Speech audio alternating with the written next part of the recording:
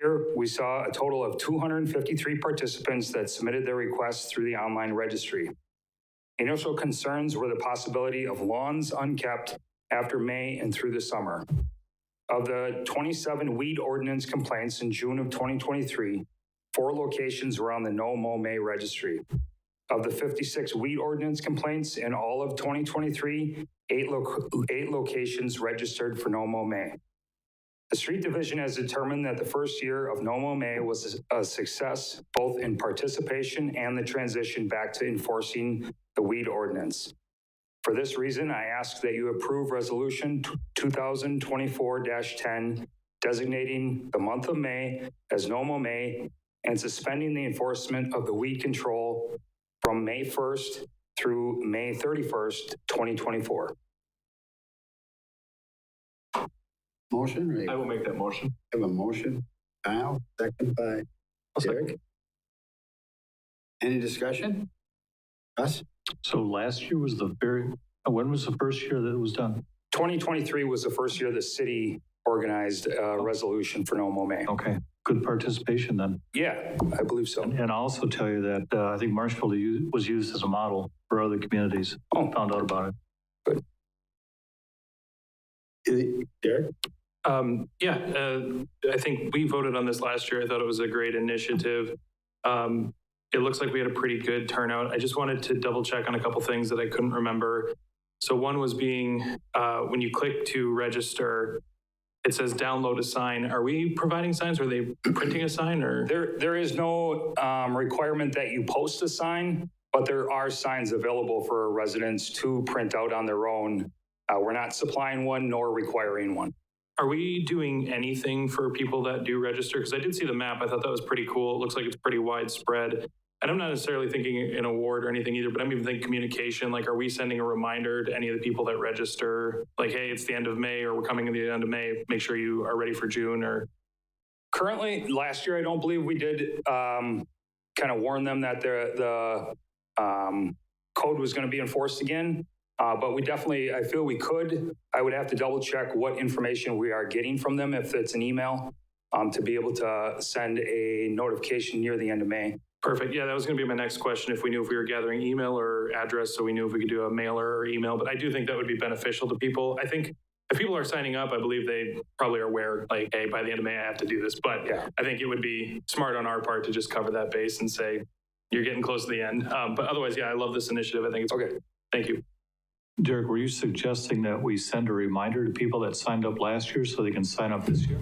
Oh, no. I mean, that's another great idea. I was thinking if you sign up sometime getting close to the end of May, you send a reminder to say, don't forget your deadline's approaching where this weed, will be enforced. Sorry. Go ahead, Tom. Just a reminder, we have nobody in GIS. We have nobody that can operate this program right now. So we're just going to take and let it run this year and do what we can. And the Director of Public Works doesn't reply emails. Any other discussion? Seeing none, all those in favor say aye. Aye. All those opposed, same sign. Motion carries. Thanks. Number 5, approval of pre-qualified contractors for territory filtration and biosolids improvements presented by Tom Tershi, Director of Public Works. Okay, we had 4 contractors who had submitted pre-qualifications forms for the tertiary filtration and biosolids improvements. Staub Construction Corporation out of Marshfield, Wisconsin. C.D. Smith's Construction out of Fond du Lac, Wisconsin. August Winter and Sons Incorporated out of Appleton, Wisconsin. And Market and Johnson out of Eau Claire, Wisconsin. I'd recommend the Board of Public Works approve the contractors listed in the enclosed table as pre-qualified to bid on the tertiary filter and biosolids improvements. I'll move to approve the 4 contractors as recommended. Second. Mike? Any discussion? Hearing none, all those in favor signify by saying aye. Aye. All those opposed, same sign. Motion carries. Number 6, request to designate Marshfield as a Purple Heart City presented by Tom Tershi, Director of Public Works. Request was made to the mayor on behalf of the city of Marshfield by members of the American Legion to consider designating the city of Marshfield as a Purple Heart City. A Purple Heart is a United States military decoration awarded in the name of the president to those who are wounded or killed while serving in the U.S. military. In order to become a Purple Heart City, the Common Council would need to adopt a proclamation. I did attach a draft version in the agenda. After adopting the proclamation by the council, signs designating the city of Marshfield as a Purple Heart City would be erected at each entrance to the city within the Veterans Parkway right-of-way. Along with the signs, the American Legion plans to create banners with Purple Heart logo to commemorate this designation, which will be installed along with the banners honoring those who have served our country from our local community. These signs and banners will be provided by the American Legion at no cost to the city. Therefore, I'd recommend that the Board of Public Works approve the placement of the proposed signs designating the city of Marshfield as a Purple Heart City within the municipal right-of-way and forward this proclamation to the Common Council for their consideration and approval. Pleasure. Motion, Mike. Second, I'll second. Derek. Any discussion? Yes, a request for anyone that is viewing the meeting at home or maybe later. Tom, could you show on the screen what that sign looks like?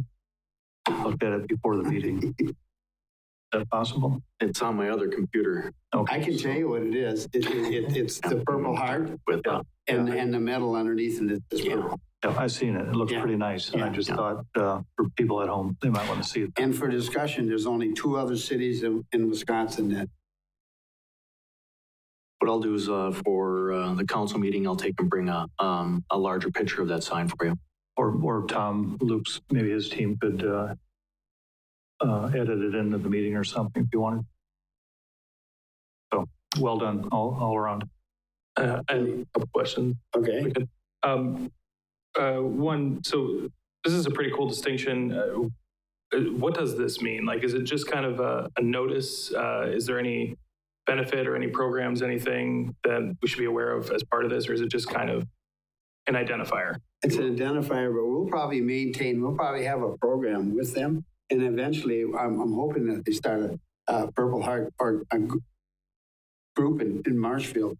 You'll be surprised, a lot of people carry a Purple Heart. A couple of us are lucky we never got one. Yeah, that actually leads into a follow-up about that, which was going to be, what are the restraints around that? Is it, do you have to be born in Marshfield, reside in Marshfield? Is it kind of community in general? Like, are we extending to like Spencer and other areas? Like, how does that work? It just designates the Marshfield as a Purple Heart City. Oh, yeah, sorry. I didn't know if we were doing banners because of the way that it was listed.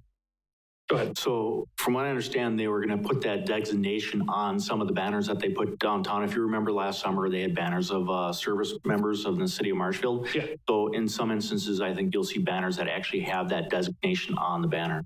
Sure. Yeah. Yep. That's what I was thinking of too, is those specific banners. I didn't know if there was going to be like specific Purple Heart banners, if we were doing something separate or distinctive, or just kind of applying a Purple Heart to those ones who may have received it on those banners, if it's nomination, et cetera. We're also planning, we talked to Matt, he puts the banners down the parkway, and he said that he would put them up, probably one up every other pole on the park.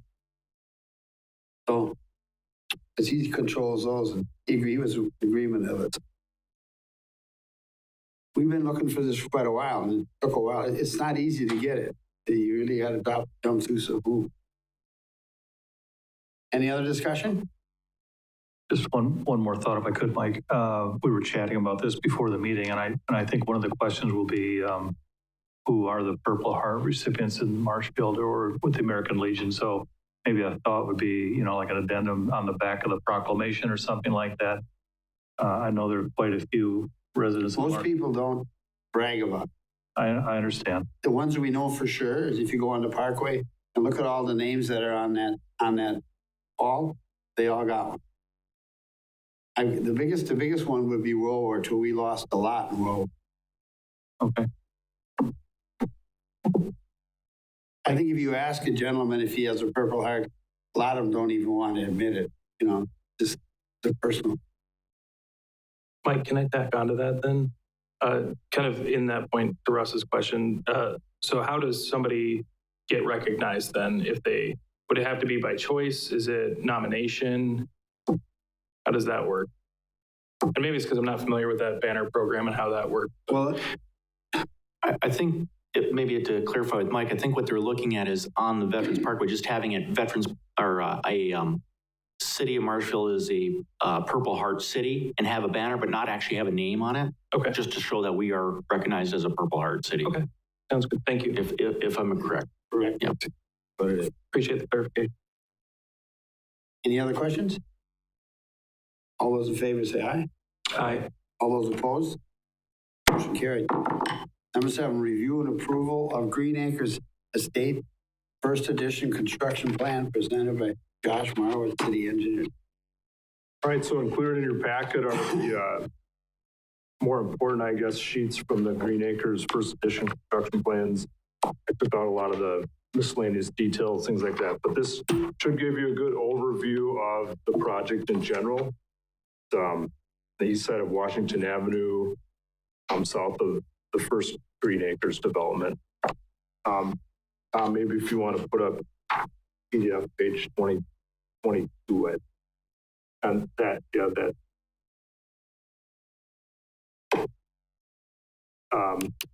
So that is kind of the overview. I labeled some of the street names, so it's a little more clear.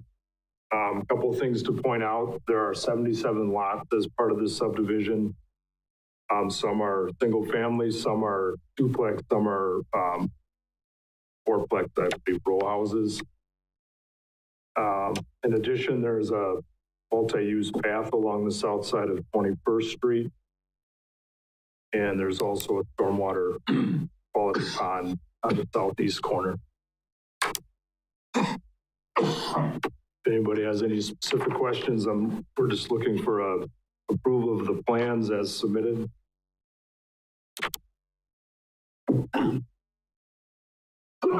Mike? Yeah, Judge, I'm kind of curious what the topsoil stockpiles are for. Do those remain there indefinitely, or is that just staging area? I took this particular plan sheet from their plan, just that it was one of the better overview sheets. This happens to be their erosion control plan. So they're showing where there would be temporary stockpiles.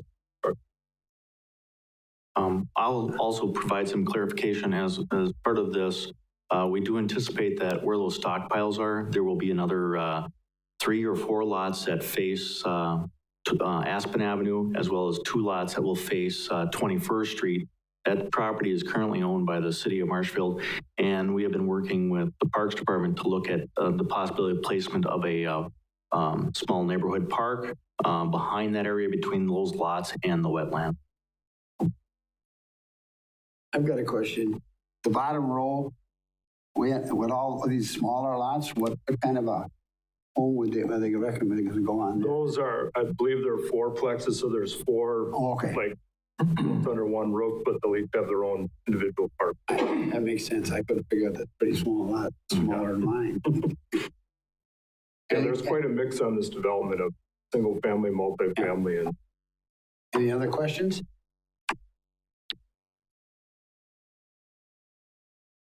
All those in favor say aye. No, there was no motion made. No motion. We all. Mike? I'll second. Eric? We're allowed to jump the gun once in a while, aren't we? All those in favor, Tom? Go ahead. One more thing, we'll probably be bringing some type of schedule to review for this subdivision here, possibly next week. As you look through some of the plan sheets that Josh had shown you, I was just going to highlight on like the first page. If you note what we have up on the screen, there's that 10-foot wide asphalt path. But if you also note, there's a little box out location. This again is going to be one of the special mailboxes for the neighborhood, because now the post office is requiring a localized neighborhood mailboxes where they don't deliver to each individual address. Just to make you aware of that. So, point of clarification, so from here it goes to Plan Commission, then Council? quite honest, I'm not sure of where it goes from here. The plans are going out to bid. We want to open bids into late March is kind of the tentative schedule to get a better handle on what it costs. The subdivision, I'm not sure if that has to go to Plan Commission for you, the final plat. But the plans themselves have never really gone to Plan Commission. They only go to the Board of Public Works.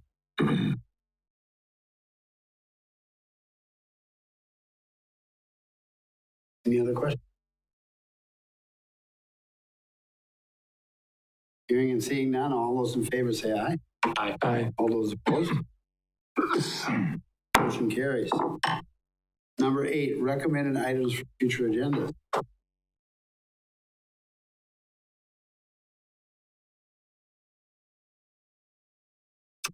Guess not. Moving on to number 9, adjournment. Move to adjourn. Motion to adjourn. All those in favor say aye. Aye. All those opposed? Motion carries.